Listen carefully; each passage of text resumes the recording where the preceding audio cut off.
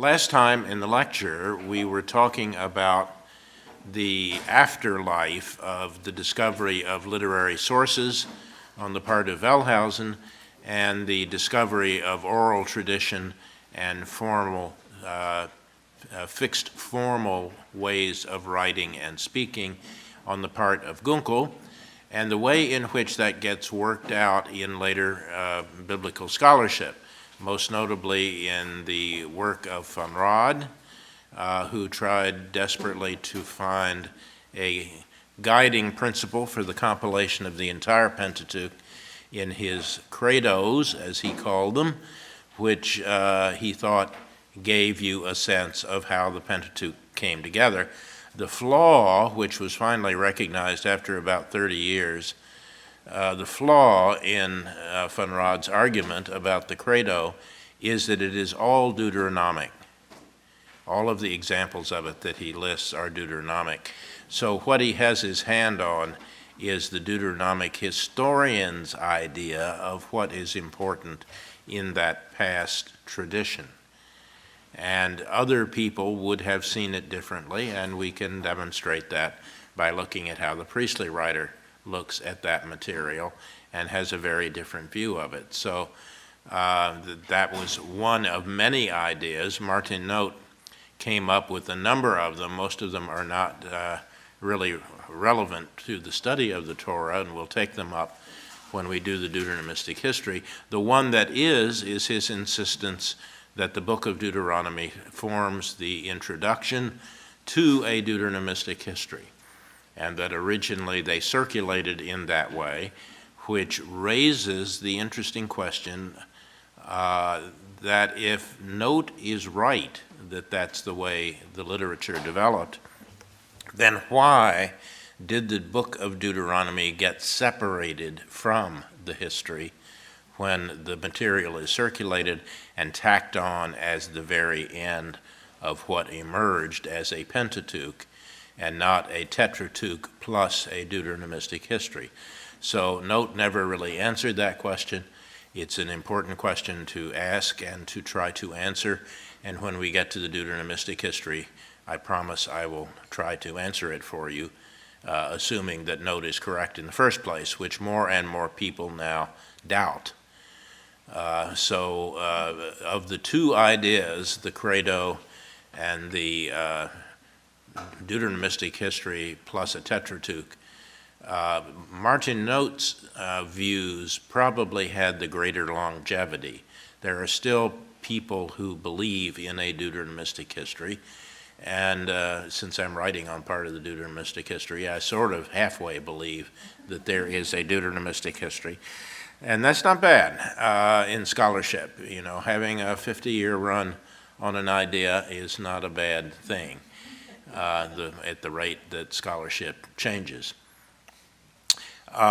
In the meantime, the lines that went back to the original source critical idea and to the form critical idea, and then the kind of tradition history that Martin Note develops, those lines continue to develop today, and particularly in Germany, it is Note's view of tradition being the basis of the composition of the Pentateuch that is probably, it's fair to say that is the ruling idea in Europe at the moment, or at least in Germany and Switzerland.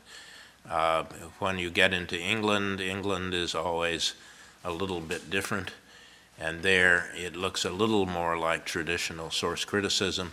In this country, the tradition historical idea has been slow to catch on.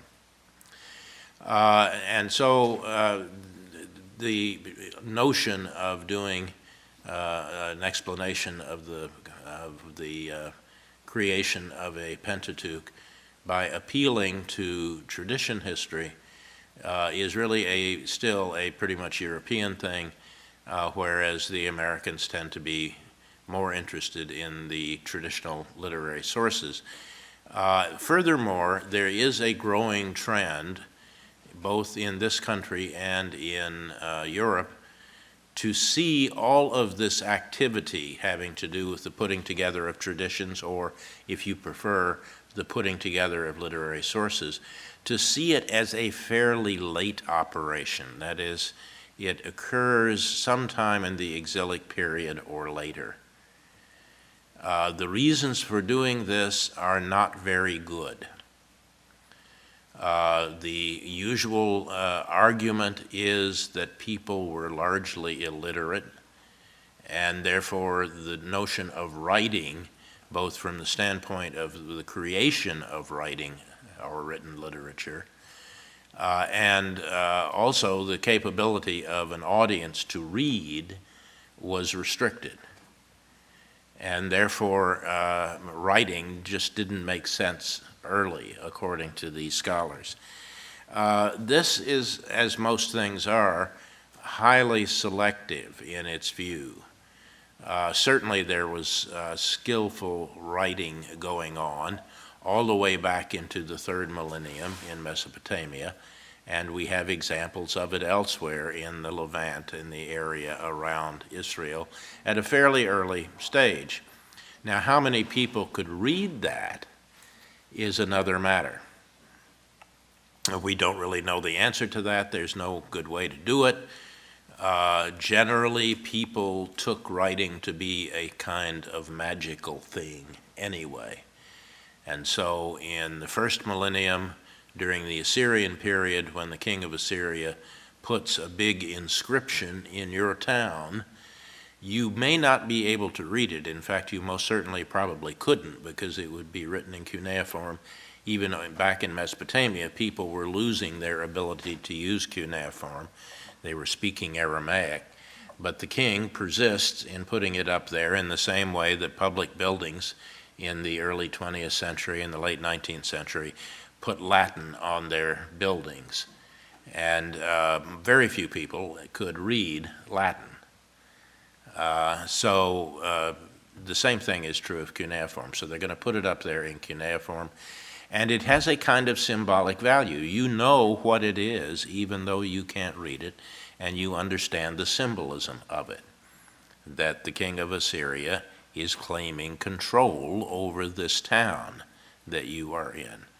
And so you know what it is, even if you can't read it. So this whole business of literacy and so on is a fascinating topic. Even the people who specialize in it have changed their minds over time about just how much literacy there was around. It's an issue that we can't get into here, except to say that there is a trend in scholarship to push literary creation to a later date. And so you should not be surprised that the dates that you will find, for example, in Collins' introduction, which are more or less traditional dates, that very few people in Europe would accept those dates. They would claim a much later time for it. The later you get, the more problems it raises with, certainly with source criticism and the creation of literary sources. So it does eventually have an impact on the way we think about how we're going to attack Pentateuchal texts. So, but you need to be aware of this tendency toward late dating, because you're going to run into it over and over again as a kind of given.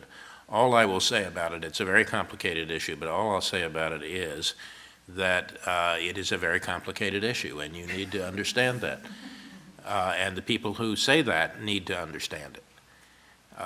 So you can't just take it as at face value as something that is widely accepted within the guild. So I warn you of that, because the next generation reference book, Bible dictionary or whatnot, that comes out is going to reflect some of this current scholarship, and you need to know how to understand it if you're going to use it, and exercise due skepticism about some of the claims that are being made for these things. All right, so we've talked a little about general trends. We've talked an awful lot about theories of how the Pentateuch came together. It is time to start reading the Pentateuch. And we're going to spend a lot of time now reading the Pentateuch. and I'm going to begin to walk you through it. And the first 11 chapters of Genesis are ideal for this purpose for a couple of reasons. One is that they involve literary sources very clearly, and you can see how those literary sources are put together and what the overall impact of creating a final product through the composition of using these pre-existing literary sources. So it's a good place to go to see the theory at work in a kind of pure form without getting it too complicated. The other reason that it's a really good idea to start with Genesis 1 and following up through 11 is that it only involves, according to most readers these days, it only involves two of our literary sources. So it's very easy to see where the sources switch and how they work off against each other. So we're not, when we get to a book like Exodus, for instance, in the story of the delivery from Egypt, we'll see that there are at least 3 literary sources that are interwoven, and possibly 4. And then there may be subdivisions within the literary sources. So it gets a lot more complicated later on in other parts of the Torah, and it's best to see this in its most simple form. We also get a clearer idea of what the different literary sources are up to, what their points of view are when we start with Genesis.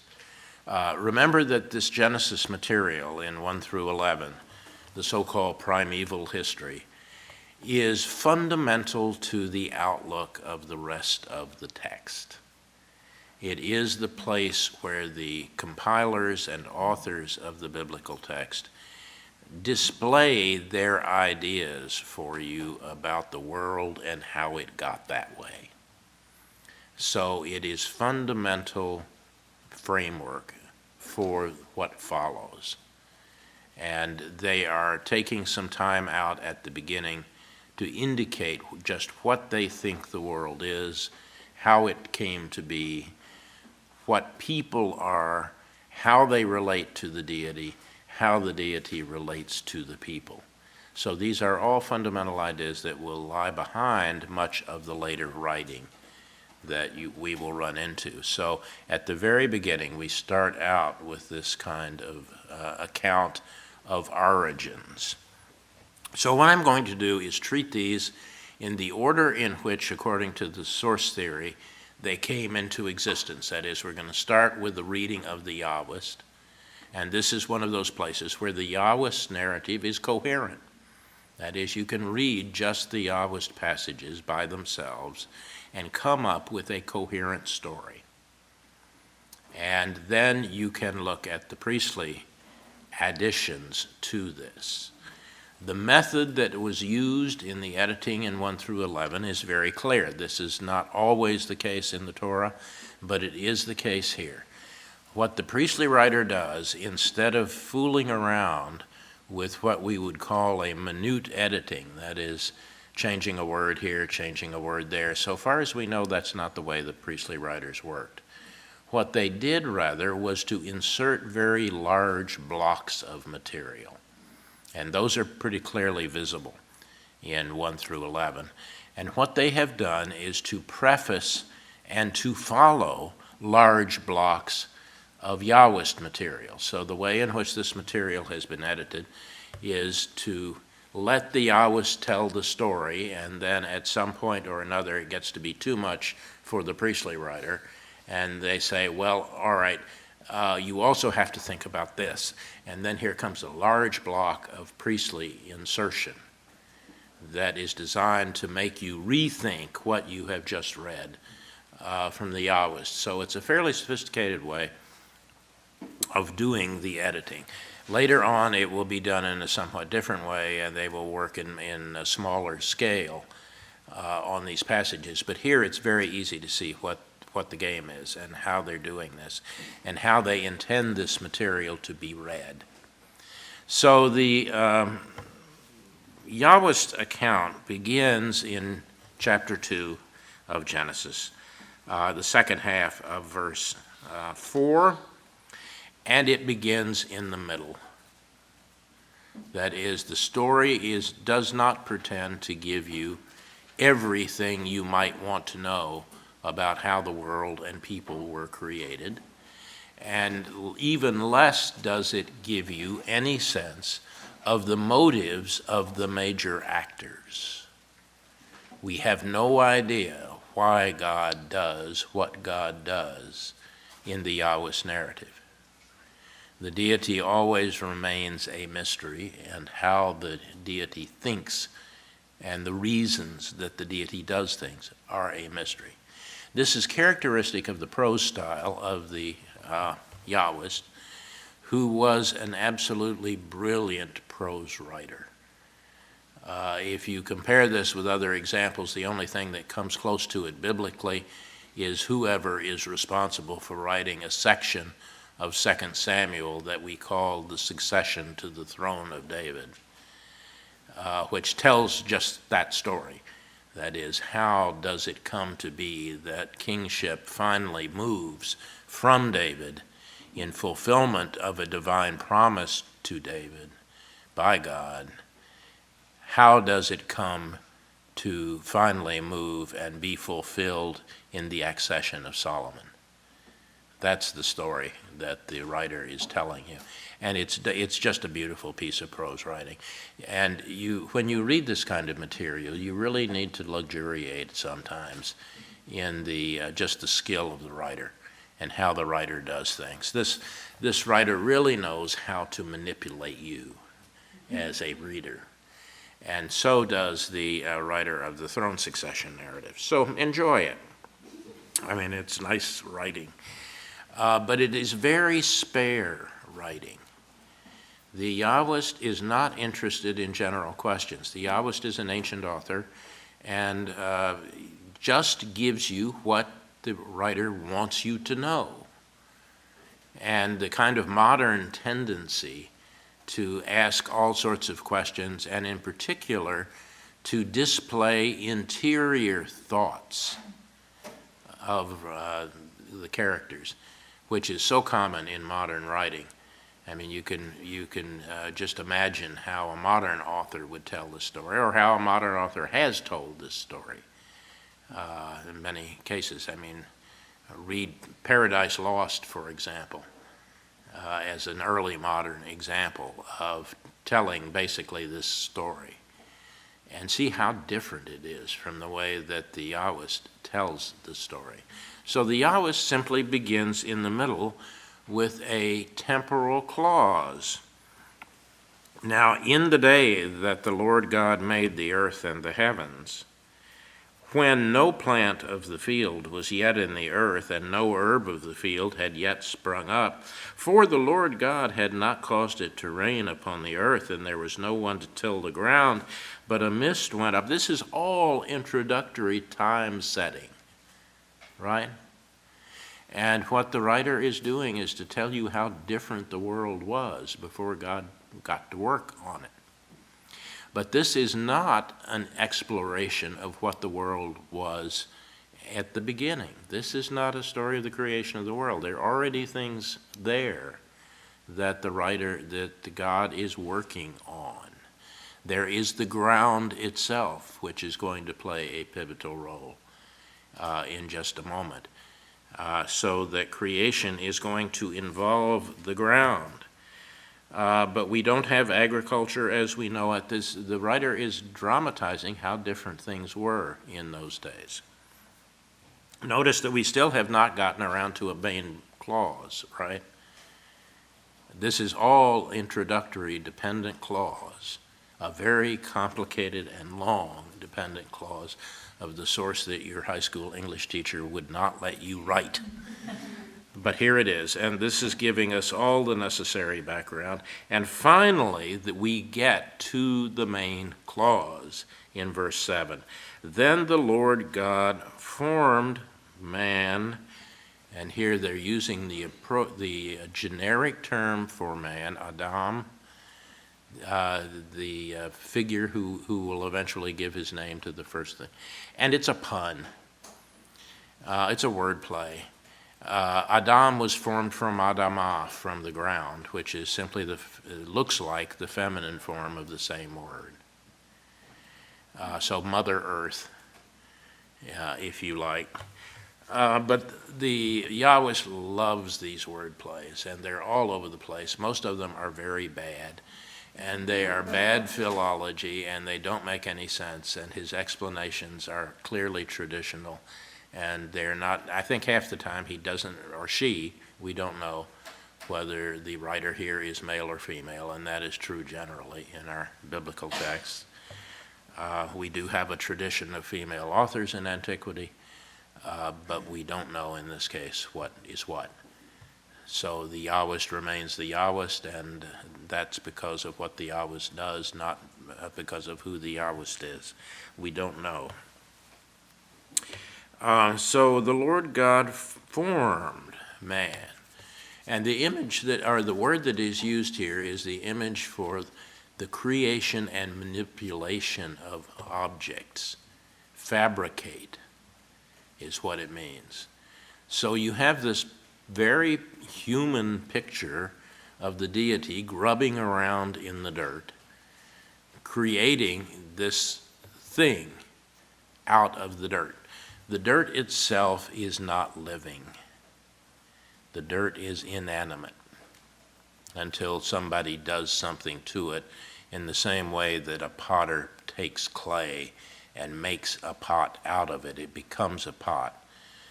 An image of taking a kind of natural product and making it into something that resembles a life form. If you ask a sculptor, and people have done this, it's a famous example. You ask a sculptor, how do you make a block of stone into an image? And the sculptor simply says, you begin chipping away at it with the chisel, and the image emerges from the stone. And that's what's going on here. God takes this dirt, and by the time God is through, there is a three-dimensional being that has been made. But it is not yet animate. It's not really living. And the writer thinks that there are two stages to the creation of people. The first one is the actual creation of a form that God is directly involved in.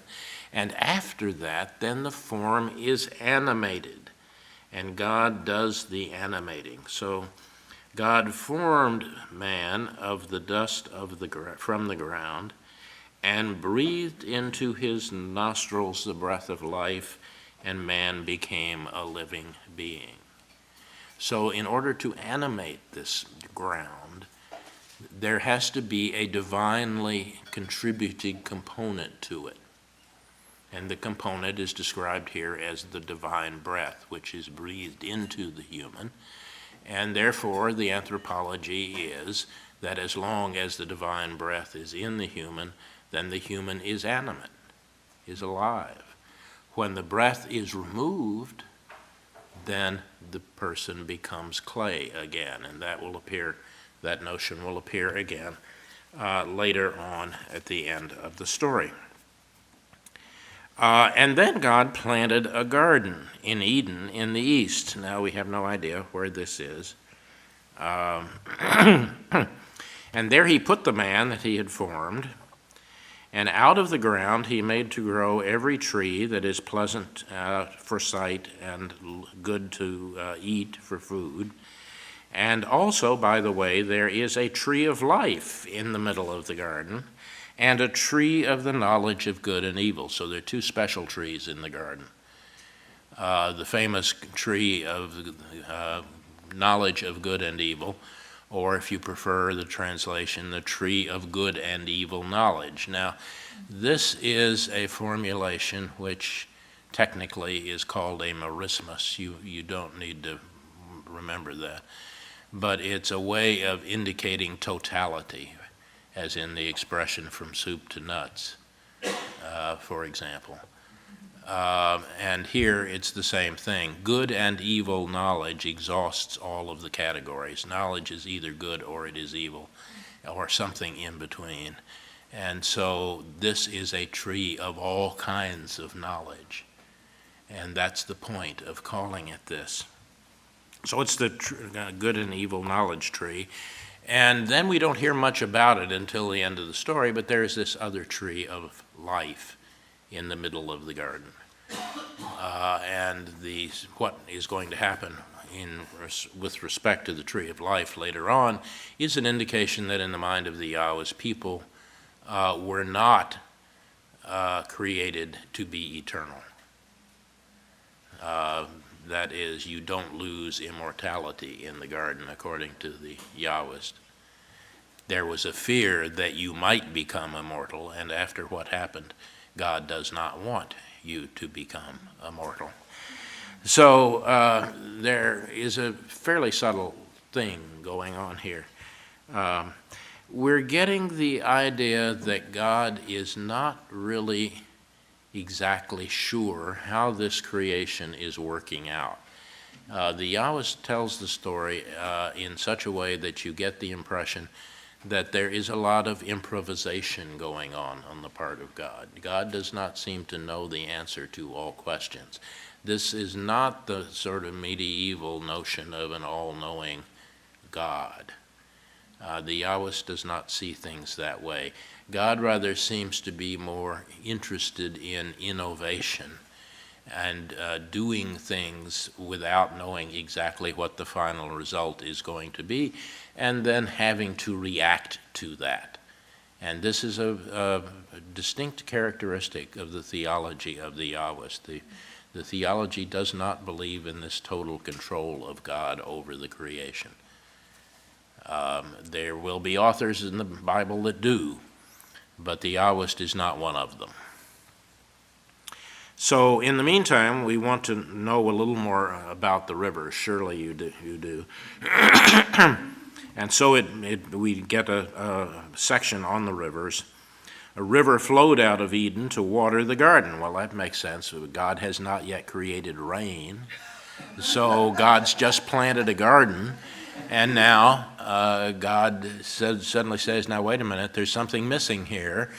And what is missing is water, so how are we going to get water here so that the garden can grow? God at least knows how the plants work. So a river flowed out of Eden to water the garden, and then it divided and became 4 rivers. The name of the first is Pishon. We have no idea what that is. We can't identify it. But it is the one that flows around the whole land of Havilah where there is gold. We don't know where Havilah is either. Gold in antiquity in this area came from one of 2 places. It came either from Egypt, which was famous for its gold, and if you were a king and visited Egypt, you would expect to get some gold along the way as a kind of housewarming present from the Pharaoh who was your host. And if the Pharaoh didn't give you gold, you were probably not, as the Hittite king did. He writes a letter to his brother king down in Egypt, and he says, you know, it's been a long time since you sent me any gold. You've got all the gold down there. It's as common in your country as dirt. Why don't you give me some and be a nice brother to your king? And of course, the king of Egypt is not going to rise to that bait. In any case, so that would suggest that Pishon could be the Nile, which would be a major river in the worldview of our writer. On the other hand, the other place, as you probably know, is sub-Saharan Africa. That is the part of Africa that is south of Egypt. And deep gold mining, at least, was practiced there in antiquity all the way down to the present. So some of that gold is probably coming from Egypt and then from Africa and then coming further north. That suggests something like the Congo or one of the great African rivers is what they have in mind in talking about Pishon. But basically, we simply don't know. And valuable stones are down there too. Bdellium and onyx and so on comes from there.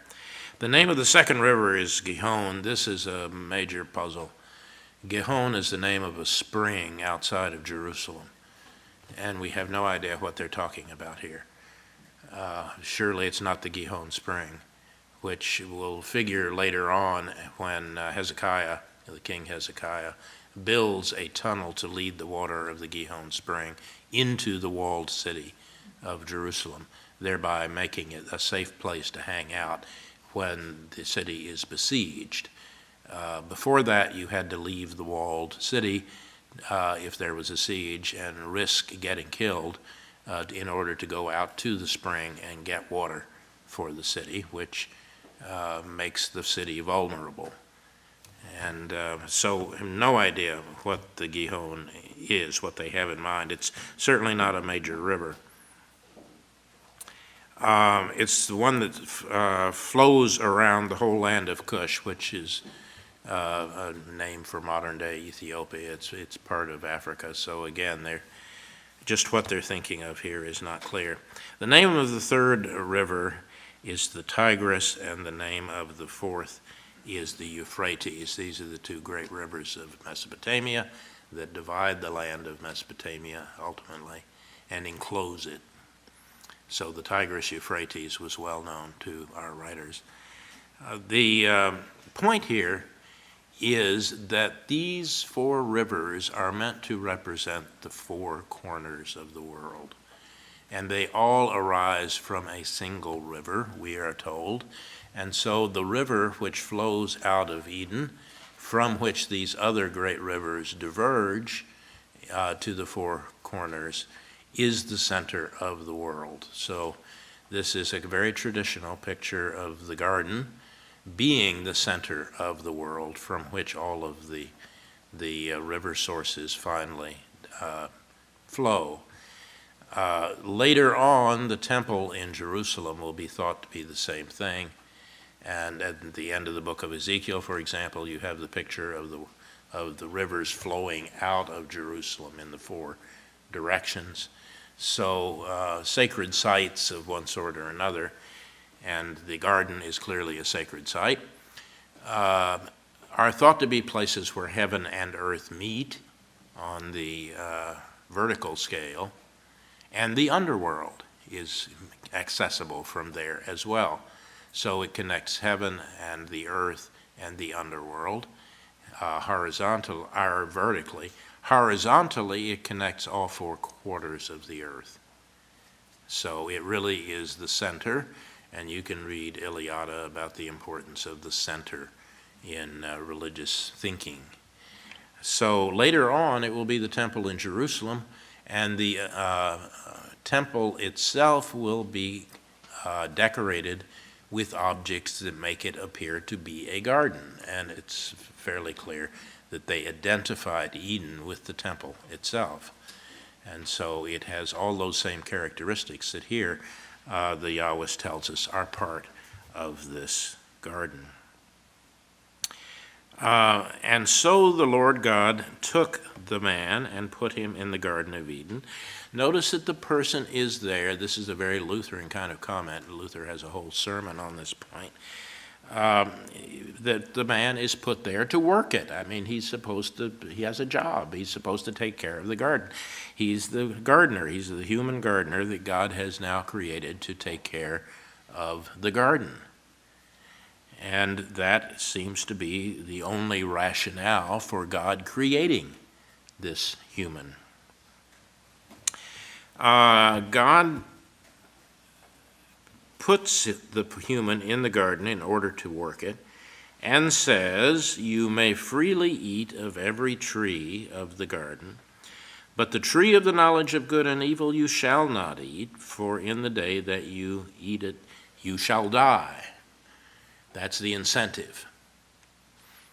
So there is a minor restriction. Notice how minor it really is. Everything else in the garden you may eat, but don't eat that one tree. Now, why does God restrict the one tree? We'd really like to know. The Yahwist has no interest in telling us this. For Yahwist's point of view is that God says it, and God is God and has the right, it's God's garden after all, has the right to restrict what the hired help can do. And Adam is very much the hired help of the garden. So, it looks fairly straightforward. Notice that the relationships now between the human and the deity are meant to be sort of straightforward, but rather focused. The deity says something, people are supposed to do it. That seems to be the idea that the Yahwist is working with here. And then, when we don't know why God says this either, there is no explanation, God suddenly comes to the conclusion it's not a good thing that this man should be alone. I will make for him a helper, and here we come to a serious translation problem. Fit for him is the old King James, which is picked up again by RSV.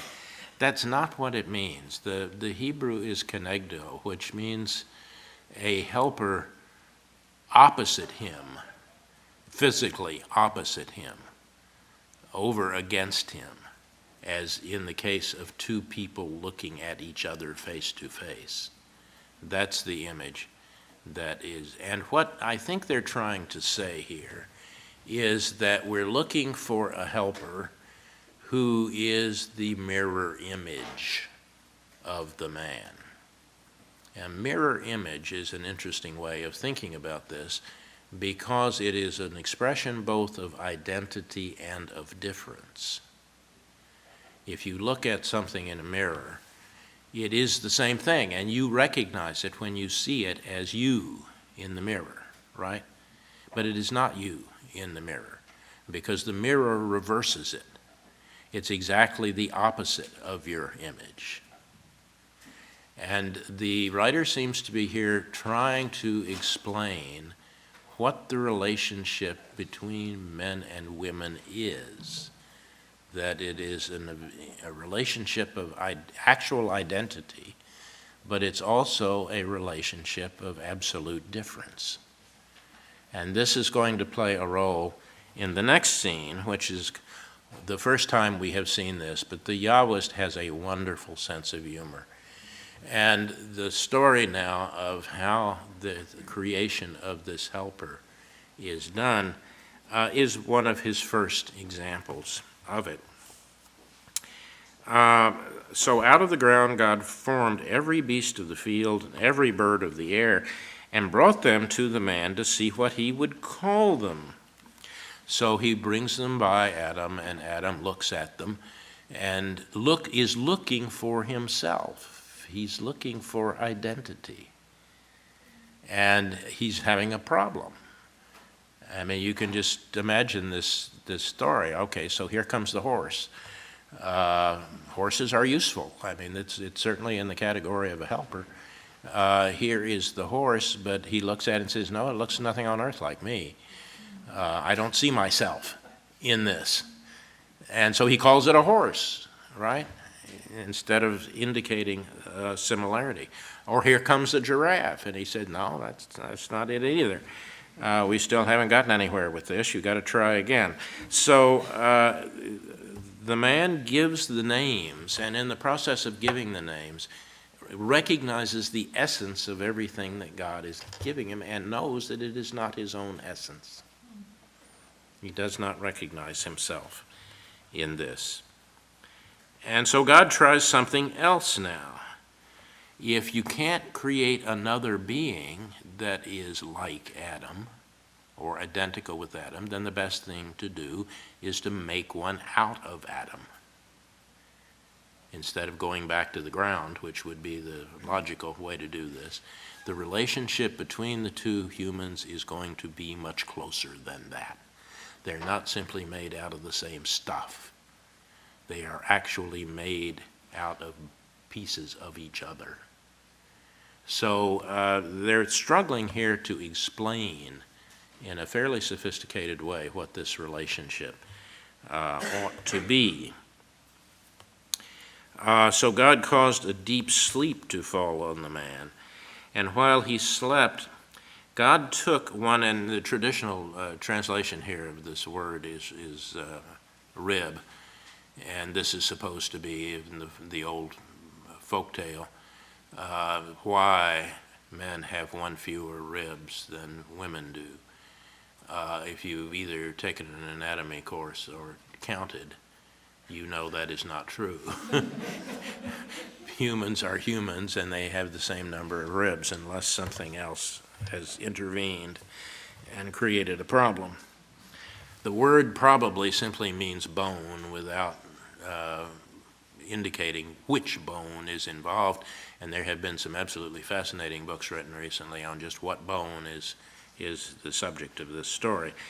I won't begin to go into any of that with you, but just to say that God takes an integral part of the male and makes it into a human being.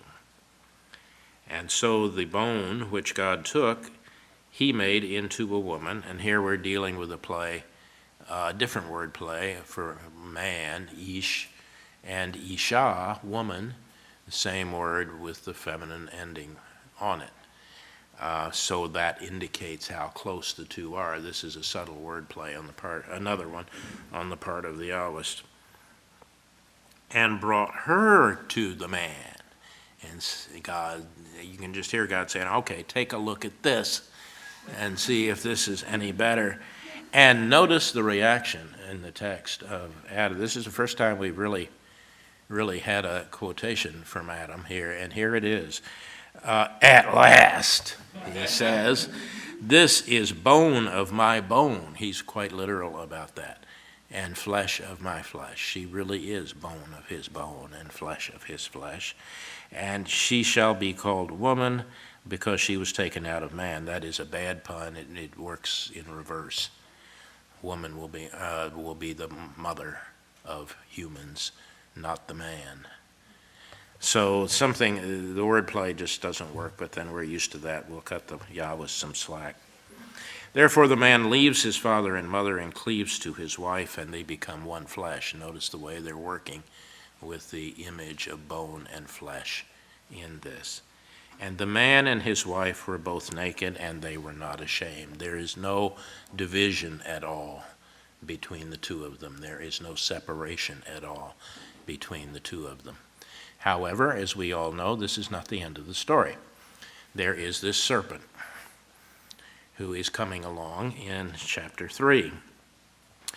Now, the dialogue that is going to begin to be used by the Yahwist very subtly begins to display the gradual fracturing of relationships between the people and the deity. So watch the dialogue and how the dialogue begins to work. We have seen the first dialogue, which was a dialogue between the deity and the man, responding with joy to recognizing himself in the other that has been created by the deity. Now the serpent was more subtle. Subtle is not necessarily a good word. He's wise, he's knowledgeable. He's the sort of person you want in a royal court. He reminds you of the figure in the royal court who is the wise person in the royal court. He also reminds you of somebody who can get things done for you. That's what the king wants. Somebody, I want to do so-and-so, how do you go about it? It's that sort of wisdom that the serpent has. He is clever, is another way of translating the word. More so than any other wild creature that the Lord God had made. So he's going to now have a conversation with this woman, and the conversation is fascinating. All the serpent does is ask questions. The serpent never lies. The serpent is, in some ways, reminds you of a lawyer cross-examining someone. But the conversation is absolutely fascinating. Did God say, the serpent opens, that you shall not eat any tree of the garden? Well, we know the answer to that. We've just read the story. No, God didn't say anything like that. God said you can eat all the trees except for that tree of good and evil knowledge. The woman answers sort of correctly. We may eat of the fruit of the trees of the garden, but God said, you shall not eat the fruit of the tree which is in the midst of the garden, neither shall you touch it, lest you die. God did not say anything about not touching the tree. God just said, don't eat the tree. The woman is already beginning to elaborate on the conversation with the deity. Before, the deity talked to the people and the people talked to the deity, but now people and the serpent are talking about the deity. The deity has now become a subject of conversation. Or to put it in our own idiom, this is the first theological discussion, the first word about the deity. And it is a word of misrepresentation. The deity did not say what the woman said the deity said. The serpent said to the woman, you will not die. This turns out to be true unless you want to take it in a highly metaphorical sense. God knows that when you eat of it, your eyes will be opened and you will be like God, knowing everything, both good and evil. Here, the serpent is not lying either. This is exactly what is going to happen. But the motive that the deity had is supplied by the serpent. The Yahwist was very good about not supplying a motive at all for what God did. God just does things. Doesn't have to have a motive for it. Now they're worried about, why did God do this? Is there an ulterior motive that the deity had in wanting to put these particular restrictions? So the woman looks at the tree, and it's a really nice looking tree. And also, in the bargain, it's good for food, so it's a delight to the eyes and to the taste. And in bargain, the part of the bargain is that the tree is desirable so that you will be wise. So she took the fruit and she ate it, and she gave some to her husband, and he ate it. And what do you know? The serpent was right. The eyes of both of them there were opened, and they knew that they were naked. The irony is thinking that the tree is a tree of good knowledge gets turned on its head. The first thing that they know turns out to be evil. They are not identical to each other. That all is going to disintegrate now. And there is going to develop an eternal difference between people as a result of this evil knowledge that they have. And the separation is symbolically represented by trying to hide the fact that they are different. They heard the sound of the Lord God walking in the garden in the cool of the day. This is the farmer inspecting the crop at the end of the day when it's not so hot to be out in the field. And now watch the way the dialogue works. The Lord God called to the man and said to him, "Where are you?" Now that question has a simple answer, right? The simple answer is over here behind the tree is the answer. That's not, of course, what Adam says. He said, "I heard the sound of you in the garden, and I was afraid because I was naked, and I hid myself." This is the kid who just broke the favorite vase and said, goes to the parent and says, I did not break the vase, to which the response is, what vase? The whole story now spills out. Not that God hasn't been able to figure it out already. And who told you you were naked? Have you eaten of the tree which I commanded you not to eat? This question has an answer as well. The answer, of course, obviously is yes. As a matter of fact, we did. The man says, though, the woman whom you gave to be with me, she gave me the fruit of the tree, and I ate. A minute ago, she was bone of my bone and flesh of my flesh. Now she is that woman whom you gave me. And trying desperately to blame all of this in the end on the deity. You can see how human character has begun to develop. What is this? Turning to the woman, God says, what is this that you have done? She says, well, the serpent tricked me, and I ate. The serpent, of course, did nothing of the sort.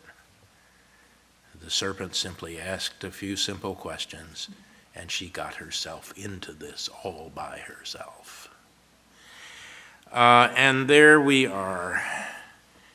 The world is never going to be the same again as a result of this activity and this fracturing. And so next time I want to pick that up and see how the rest of the story develops as the Yahwist tells you.